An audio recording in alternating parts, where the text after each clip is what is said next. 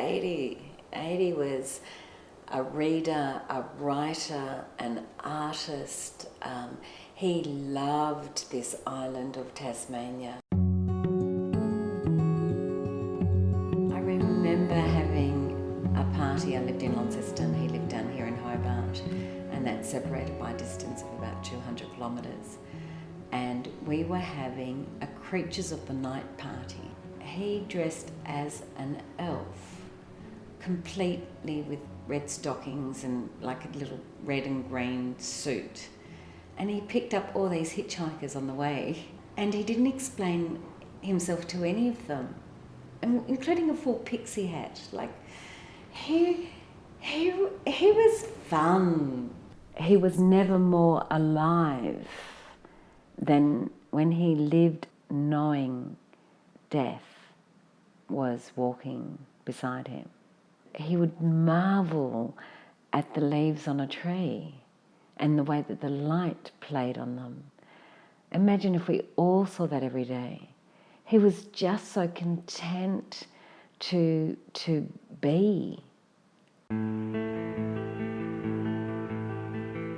He spent a lot of time meditating, sitting in a corner chair with the sun overlooking our bush garden.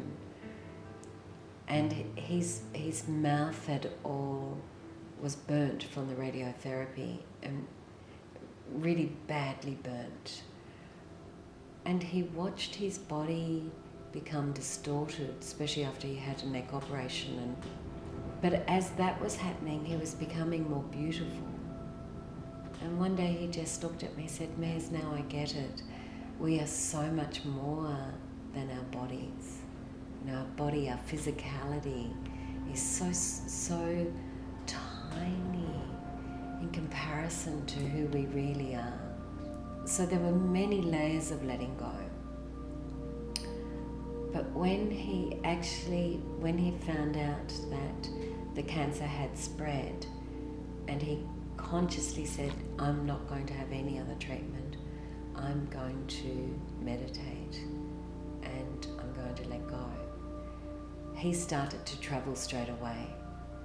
That was Tuesday, 2 o'clock, and he died on Thursday morning, about 11:45.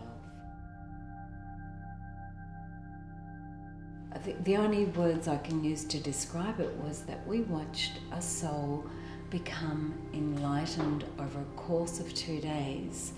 And we always sort of dreamt or talked about, you know, how would we most like to die? And we always said, wouldn't it be really cool if by the time that our death is due, is ready, that we just went to bed and loved each other and then said, let's meditate and let's go. Let's do it, and just be so skilled at meditation that was the time when we could travel and keep on travelling. And that's exactly what he did. We just didn't do it together. Once upon a time, when we all died in our homes, the family would lay them out, and the family would come and sit round the coffin for days sometimes. But now, when it's so removed from our everyday reality, often the first time that we see someone who's dead, it's in a very cold clinical setting. Death is a great gift and a great teacher, and something we should chat about more. An inquiry into life, by its very essence, is an inquiry into death. And I think all of that then makes death beautiful. It's like you finally get to do your last waltz. You know, you might have, if you're lucky enough, maybe had 70 or 80 years learning how to practice that dance. And now it's your time. It's a dance with the universe. Death is a dance with the universe in its ultimate magnificence. But I think the layers of all of that have really helped add to a unfamiliarity with something that is a everyday process. It is a part of all of our lives.